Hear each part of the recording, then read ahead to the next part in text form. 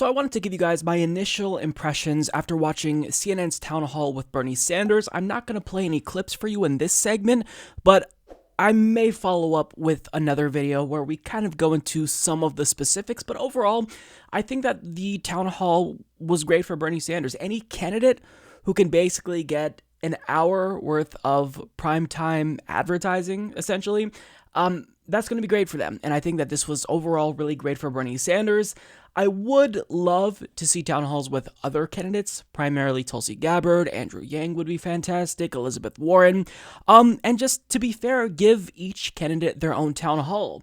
I said this with Howard Schultz and the Amy Klobuchar, otherwise known as Amy Cloudbuchar town halls, and I'll say it with Bernie Sanders. Just because my favorite candidate got a town hall doesn't mean that I'm satisfied. Give all the candidates a town hall. Let's just be fair here. Let them all get the name out. Let's make it fair. So with that being said, overall, I think that Bernie Sanders, he did a really good job.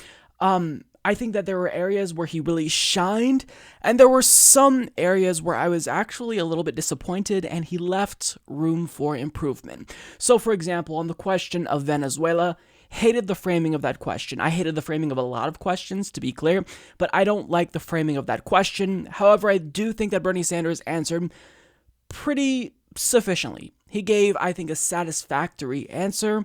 I have a video coming out with Bernie Sanders on Venezuela where it's clear that what he's doing now is walking a fine line where he's trying to appease progressives and the establishment at the same time, or really not appease, he's trying not to piss anyone off. But I mean, on this subject, it's a landmine. So what you've got to do is you've just got to go head first and do what's right, say what's right. So I think that he answered okay here. I don't really have anything negative to say about his answer. When it comes to the question as to whether or not he's to blame for Hillary Clinton, I don't like the question, and I reject the premise of the question, and I'm so glad that Bernie Sanders started off by saying that. We had somebody essentially create what is a false dichotomy in framing a question about the polarization of American politics, where you have the Republican Party moving to the right and Democrats moving to the left.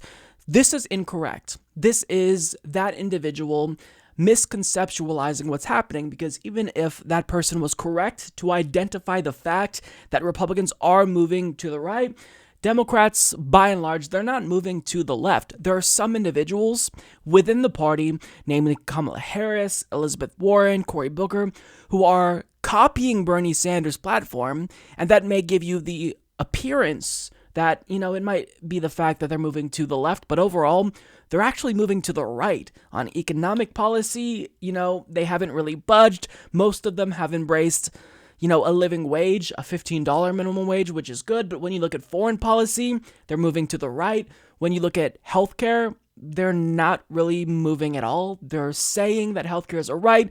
They're advocating for universal healthcare, but that doesn't mean single payer. That doesn't mean Medicare for all. So it's incorrect to say that both parties are moving in opposite directions. Both parties are shifting to the right, and they're both simultaneously moving away from public opinion, where you have 70% support for policies like Medicare for all, including majority support for Medicare for all among Republicans. You have majority support for a federal jobs guarantee, majority support for a Green New Deal. So it's not that both parties are moving, to the left or to the right. It's that they're both moving away from the American people. So I think that Bernie Sanders did a sufficient job of explaining that.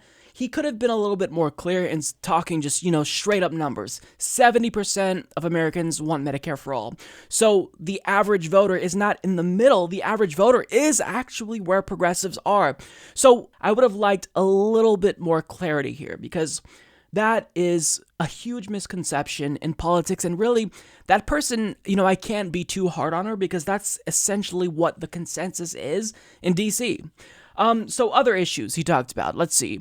He endorsed the idea of DC becoming a state. That's great. I would love to see what he has to say about other, U.S. territories, Puerto Rico, Guam, because I would love for him to endorse statehood there, or more specifically, endorse whatever the people there want, support the idea of referendums in these areas to join the United States.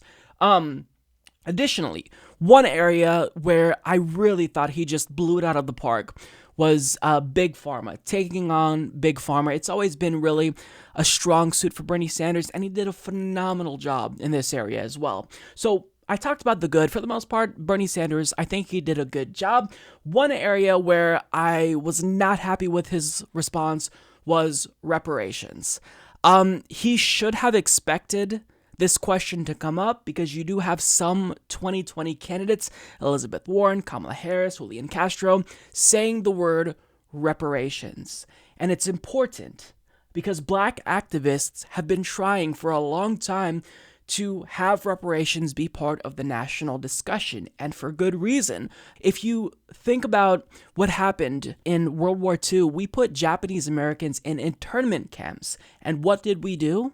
We gave them reparations. In fact, under Ronald Reagan in 1988, he's actually the one that gave them reparations, and they were compensated $20,000 each. So Bernie Sanders was right here in calling into question what Elizabeth Warren and Kamala Harris mean when they use the word reparations, because it seems to me as if Elizabeth Warren supports the same exact thing that Bernie Sanders supports, but she's instead just labeling her plan reparations, where Bernie Sanders is not calling it reparations. Now, additionally, Kamala Harris has also called for reparations, but she hasn't really given any specific details. So these other Democratic contenders are given credit for supporting reparations when they haven't actually stated what they mean by reparations. Do you mean just investment in the community, or do you actually mean cash payments? Now, what Bernie Sanders should have done is called on Elizabeth Warren and Kamala Harris to clarify and say, look, if they actually do support reparations, does that mean that they support amending the Civil Liberties Act to include descendants of slaves? Or do they simply mean they don't support a direct payment to American descendants of slaves and would rather just invest money into Black communities as a form of reparations? They need to clarify. And furthermore, he should have stated, look, if you truly support reparations, then they should have supported John Conyers' legislation that he introduced every single year that actually called on the American government to study. It would have passed a bill that aimed to study the effect of slavery on Black Americans and descendants of slaves and, what impact reparations would have. He should have asked them whether or not they supported that and why they didn't speak out on it, and if this is just a ploy from them to get votes. I think there's a lot of clarification that's needed, and there's a fundamental lack of nuance when it comes to this issue here.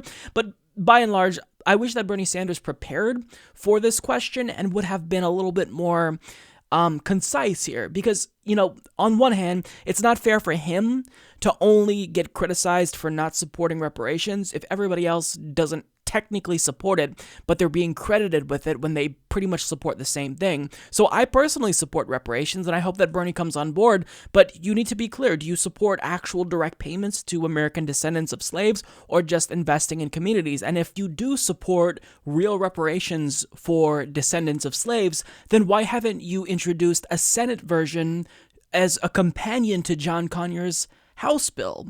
I mean, it's convenient to support reparations now during an election and make a lot of promises, but if you don't actually support it, then it's kind of disingenuous to say you do without having a real tangible plan to back it up. So Bernie Sanders should have said this, and should have said that really they're proposing something that's basically the same as my plan. So this is one of the areas where I really hope to see some significant improvement from Bernie. I think he's come a long way when it comes to Israel-Palestine. There's still a huge area there where there's area for opportunity, is what I'll say, to put it nicely. I wish he'd unequivocally say, I support abolishing ICE. So there's areas of improvement for Bernie Sanders, and what I hope to see over the course of this very long campaign season, frankly, is just growth from Bernie in these issues. He's really nailed it when it comes to talking about economic issues and the economic disparities when it comes to Black versus white and whatnot.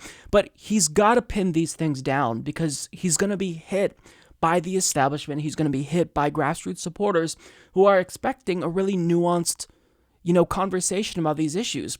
And so I really hope that he actually tries to do better here. For people who see that he's being criticized because of this, don't be angry. Listen to the criticisms. Because the thing about Bernie Sanders is that he actually does hear criticism, and he tries to grow based off of our criticisms. So I'm never going to hold back if Bernie Sanders does something that I don't necessarily like or agree with, because he listens. And we need him to listen. We need him to hear our criticisms so he improves as a candidate. But overall, just to kind of step back and put the entire town hall into perspective, I think it was good overall. It was helping him get the message out. And I hope to see other town halls with more candidates. So you may see another video, a follow-up where I just kind of go into the specifics, but by and large, I really enjoyed watching this. It was the best town hall so far, and that's all I'll say. Mike is a total loser, so don't hit the subscribe button, okay? And whatever you do, folks, do not hit the notification bell either. Mike treats me so unfairly.